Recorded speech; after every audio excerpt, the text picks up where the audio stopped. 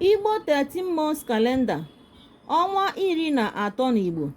Remember, you have 12 months in English calendar, while Igbos have 13 months in their own calendar. Let us see them. Numbers. Ọnwa. You call ọnwa in English month. First month in Igbo calendar is called ọnwa mbụ. It starts from February till March. O bido n'ọnwa abụọ o ruo na nke atọ. Second month in Igbo calendar, you call it ọnwa abụọ. Ọnwa abụọ. It starts from March till April. O bido n'ọnwa atọ o ruo na nke anọ. Third month in Igbo calendar is called ọnwa Ifeke. Ọnwa Ifeke. It starts from April till May.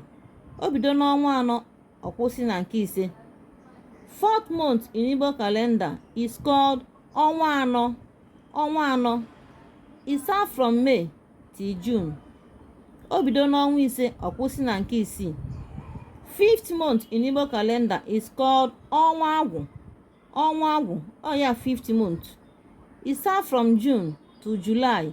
O bido n'ọnwa isii ọ kwụsị na nke asaa. Sixth month in Igbo calendar, you call it ọnwa Ifejiọkụ. Ọnwa Ifejiọkụ. It starts from July till August. O bido n'ọnwa asaa ọ kwụsị na nke asatọ. 7 months in Igbo calendar, you call it ọnwa Arọmchi. Ọnwa Arọmchi. It starts from August till early September. O bido n'ọnwa asatọ ọ kwụsị na mbido ọnwa itoolu. 8 months in Igbo calendar, you call it ọnwa ịlọ mmụọ. Ọnwa ịlọ mmụọ. Late September. Ọ na ngwụcha ọnwa itoolu ka nke a na-ebido.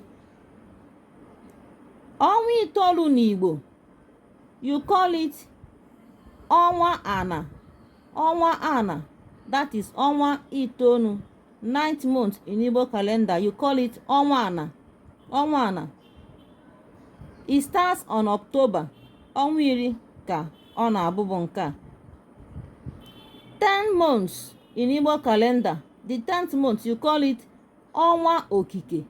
Ọnwa okike. Ya bụ ọnwa iri n'Igbo. Ọ ha na-akpọ ya ọnwa okike. This one is early November. Mbido ọnwa iri na otu.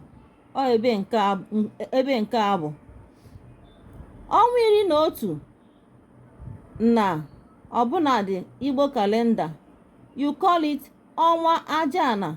Ọnwa Ajaana. Ya bụ 11th month in Igbo calendar. It's called ọnwa Ajaana.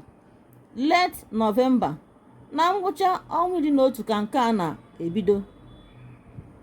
12 months in Igbo calendar, you call it ọnwa Ede Ajaana. Ọnwa Ede Ajaana. Ọnwa Ede Ajaana. Ya bụ the 12th month. Late November to December. Na ngwụcha ọnwa iri na otu ruo na mbido ọnwa ekeresimesi. Ya bụ ọnwa iri na abụọ ndebe anyị ndị Igbo. 13 months is called ọnwa ụzọ arụsị. Ọnwa ụzọ arụsị. Ya bụ the last month. 13 months in Igbo is called ọnwa ụzọ arụsị. It starts from January till early February. O bido n'ọnwa mbụ o ruo na mbido ọnwa abụọ. Ngwanụ detuo ya ka ị mara mgbe ọnwa Igbo bidoro na mgbe ọ kwụsịrị, nakwa ihe a na-akpọ ọnwa ọbụla n'Igbo. Ka emesịa nụ tụsa ihe ozizi a ndị nke m. Bye.